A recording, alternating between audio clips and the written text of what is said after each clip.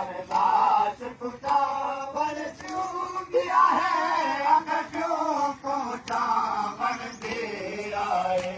हर लाश को चावल क्यों दिया है